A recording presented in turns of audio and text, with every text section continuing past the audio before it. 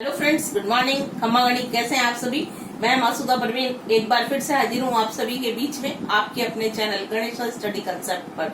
दोस्तों, हम पढ़ रहे थे राजस्थान इतिहास और राजस्थान इतिहास के अंतर्गत लास्ट क्लास हमारी रही थी राजस्थान की प्राचीन सभ्यताओं से रिलेटेड।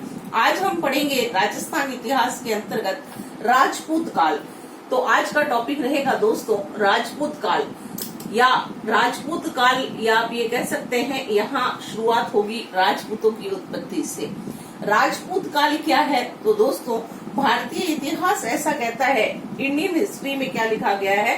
भारतीय इतिहास में बताया गया 650 ईस्वी से लगा करके 1200 ईस्वी तक का समय कौन सा समय कहलाता है? राजपूत काल कहलाता है।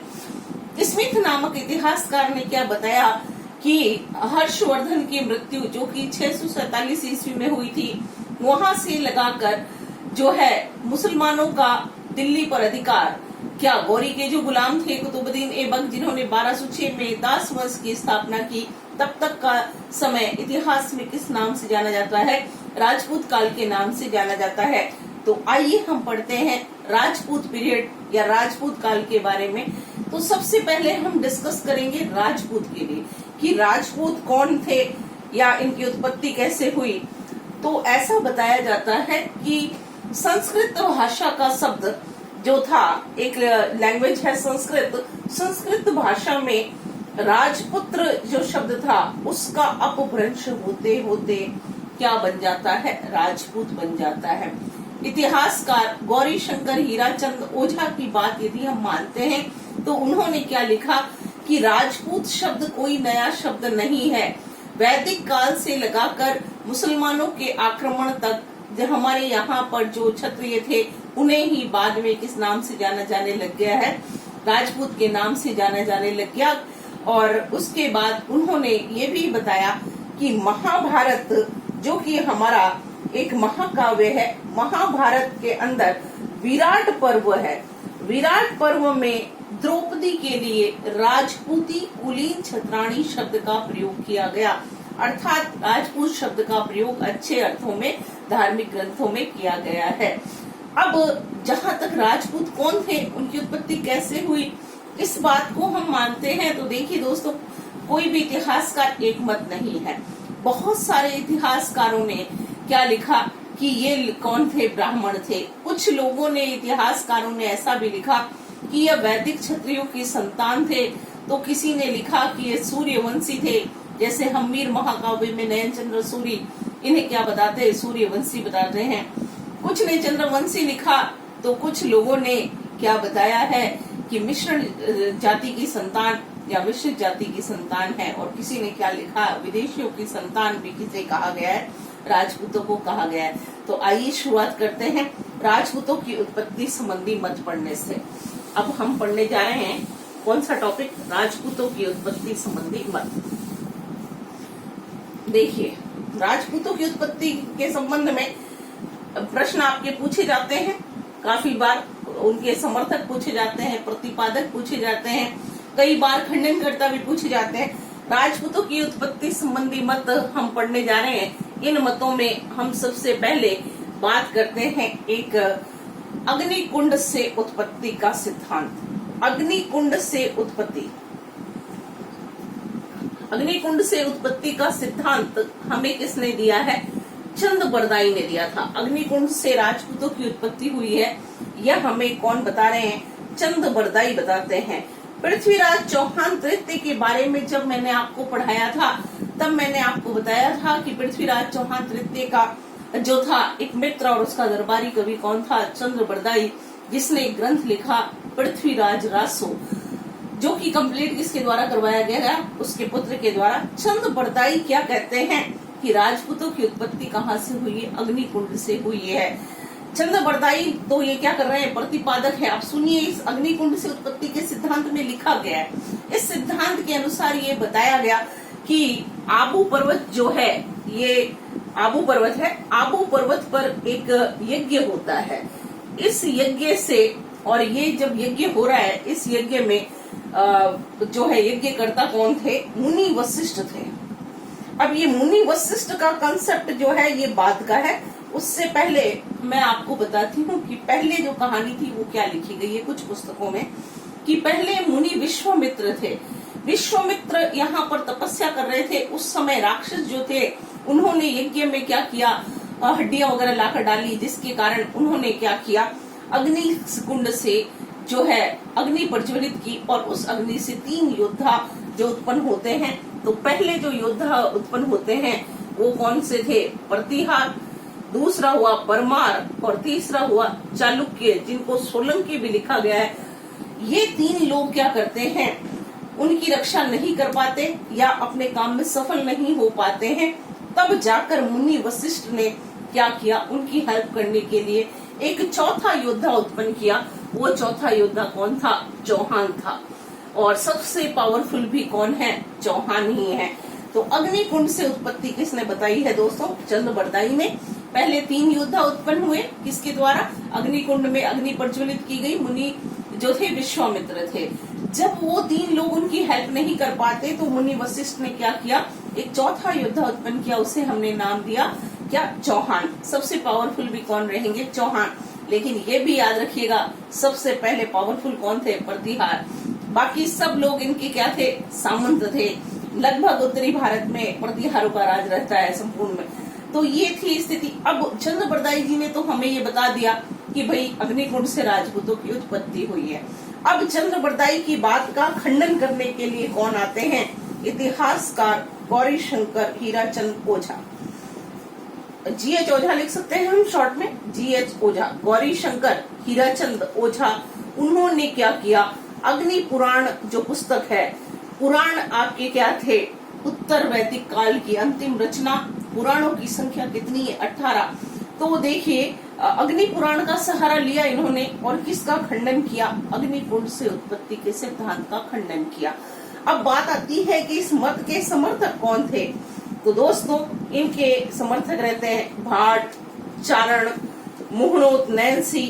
इन सभी लोगों ने क्या किया है, इनकी बात का समर्थन किया कि नहीं, चंद्रबरदाई साहब सही कह रहे हैं, इनकी उत्पत्ति कैसे हुई है, अग्नि संस्कारों से या अग्निकुंड से हुई है। एक घोड़े वाले बाबा हैं जिनका नाम है कर्नल टॉड। कर्नल टॉड ने डायरेक्ट सपोर्ट नहीं किया, इनडायरेक्ट अप्रत्यक्ष समर्थन करने वाले कौन रहेंगे, कर्नल टॉड रहते हैं। कर्नल टॉड ने क्या कहा कि भाई मैं एग्री करता हूं कि राजपूतों की उत्पत्ति इससे हुई। अभी नेक्स्ट कंसेप्ट हम कर्नल टॉड का ही पढ़ने जा रहे हैं, मैं आपको पूरा क्लियर करके बताऊंगी। तो ये पहला सिद्धांत है अग्निकुंड से उत्पत्ति का सिद्धांत। अब हम दूसरा सिद्धांत पढ़ने जा रहे हैं, किसका, ये कर्नल टॉड का ही चलिए पहले पढ़ लेते हैं। राजपूतों की उत्पत्ति संबंधी मत जो है, इसमें दूसरा कंसेप्ट कौन लेकर आते हैं, कर्नल टॉड। विदेशियों की संतान, घोड़े वाले बाबा के नाम से प्रसिद्ध हैं colonel James Tod. Colonel Tod का क्या कहना है, कर्नल टॉड कहते हैं कि राजपूत किसकी संतान है, विदेशियों की संतान है। उन्होंने क्या बताया इस मत के समर्थन में कि हिंदुस्तान में क्या होती है, बहुत सारी विदेशी जातियां आती हैं जिसमें शक थे, हूण थे, कुषाण थे। ये सब जो है शक है, कुषाण है, हुण, और कई जगह इनका मिक्सचर क्या लिखा जाता है, सीथियन। ये लोग भारत को जीतकर यहाँ पर राज करते हैं।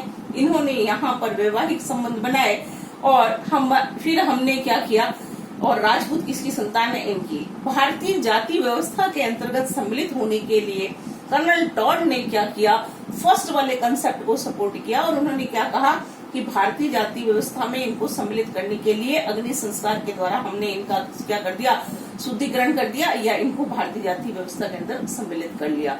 कर्नल टॉड तो क्या कह रहे हैं, विदेशियों की संतान है। स्मिथ जो एक इतिहासकार हैं, उन्होंने क्या बताया है इनको, हुणों की संतान। राजपूत किसकी संतान है, हुणों की संतान है। और डॉक्टर DR भंडारकर जो हैं, भंडारकर साहब तो क्या कहते हैं कि राजपूत किसकी संतान है, गुर्जरों की संतान है। लेकिन इनके जो हैं सपोर्टर इंडियन इतिहासकार नहीं रहते हैं। ये कौन है, विदेशी। और कर्नल टॉड खुद किसके साथ चले जाते हैं, चंद्रबरदाई के साथ चले जाते हैं। तो ये है दूसरा कंसेप्ट। फिर देखिए तीसरा हम पढ़ते हैं, तीसरा कंसेप्ट आता है हमारे सामने। तीसरा आता है ब्राह्मणों की संतान। ब्राह्मणों की संतान जो है, इसके सपोर्टर या इसके प्रतिपादक कौन है? डी.आर. भंडारकर। अभी जिनका नाम हमने पढ़ा है, डी.आर. भंडारकर ने विदेशी मत को भी मान्यता दी है। डी.आर. भंडारकर और साथ में है गोपीनाथ शर्मा। इन्होंने क्या बताया है कि राजपूत किसकी संतान है? ब्राह्मणों की।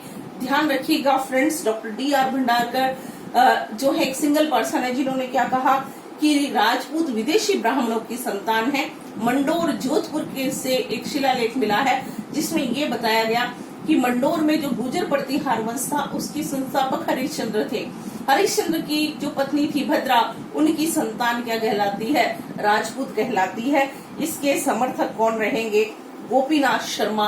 गोपीनाथ शर्मा जी ने ये बताया कि मेवाड़ में जो गोहिल वंश था वह भी नागर जाति के ब्राह्मण गुहादत्त के वंशज थे, या फिर जो नागर जाति के ब्राह्मण हैं उनके वंशज कौन रहेंगे? गोहिल वंश के लोग रहेंगे। तो ब्राह्मणों की संतान का कंसेप्ट ये रहता है। लेकिन जो इसके खंडन करता थे डॉक्टर दशरथ शर्मा। डॉक्टर दशरथ शर्मा ने इस मत का क्या कर दिया है? खंडन किया। उन्होंने कहा कि मैं सर आपसे अग्री नहीं करता हूँ। तो ये इसके क्या हो गए? खंडन करता, और ये कौन हो गए? समर्थक। तो ये था आपका तीसरा सिद्धांत, ब्राह्मणों की संतान। फिर एक चौथा सिद्धांत हमारे सामने आता है, वह था सूर्यवंशी व चंद्रवंशी। सूर्यवंशी व चंद्रवंशी जो सिद्धांत है, इस सिद्धांत की बात यदि मान लिया जाए तो ध्यान रखिएगा 16वीं शताब्दी तक, 8वीं से 16वीं शताब्दी तक जितने भी साहित्यकार आते हैं उन्होंने क्या बताया है? राजपूतों को जो है सूर्यवंशी या चंद्रवंशी बताया है। यहाँ पर इतिहासकार, राजस्थान के प्रसिद्ध इतिहासकार हैं जगदीश गहलोत। जगदीश गहलोत इसका मत का समर्थन कर रहे हैं, और इनके साथ हैं गौरी शंकर हीराचंद ओझा, और साथ में दशरथ शर्मा भी इसको सपोर्ट कर रहे हैं। उन्होंने क्या बताया कि यहाँ के जो राजपूत हैं वो कौन से वंश के हैं? सूर्यवंशी। राठौड़ वगैरह जो हैं, राठौड़ है, गोहिल है, वो सब तो कौन है? सूर्यवंशी। भाटी और यादव क्या है? चंद्रवंशी हैं। हम्मीर महाकाव्य में नयन चंद्र सूरी ने इन्हें कौन से वंश का बताया है? सूर्यवंशी बताया है। ये आपका चौथा मत है। फिर पांचवा आता है वैदिक क्षत्रियों की संतान। इन्होंने इसमें सीएम वैद्य और गौरी शंकर हीराचंद ओझा, डी.आर. भंडारकर साहब जो हैं, उन्होंने कुछ न कुछ इसको सपोर्ट किया है। लेकिन जो से सबसे फेमस सीएम वैद्य साहब का नाम आता है। उन्होंने क्या लिखा कि राजपूत जो है, प्राचीन जो भारतीय समाज था जहाँ पर वर्ण व्यवस्था चलती थी, वर्ण व्यवस्था में भारतीय समाज 4 भागों में विभक्त था: ब्राह्मण, क्षत्रिय, वैश्य और शूद्र। जाति व्यवस्था आपके किस काल में प्रारंभ होती है? ऋग्वैदिक काल में। ऋग्वेद के 10वें मंडल के पुरुष सूक्त में जाति व्यवस्था का उल्लेख देखने के लिए मिलता है। तो वैदिक क्षत्रिय की संतान इसे बताया गया है, सीएम वैद्य द्वारा बताया गया है। एक चट्टोपाध्याय साहब हैं, उन्होंने भी किस मत का समर्थन किया? वैदिक क्षत्रियों की संतान का समर्थन किया। तो ये है दोस्तों राजपूतों की उत्पत्ति संबंधी कुछ मत, जिसमें कई इतिहासकार कहते हैं कि राजपूत जो हैं मिश्रित जाति रही, और कुछ लोगों ने क्या कहा कि वो भारतीय ही थे और भारतीय ही हैं।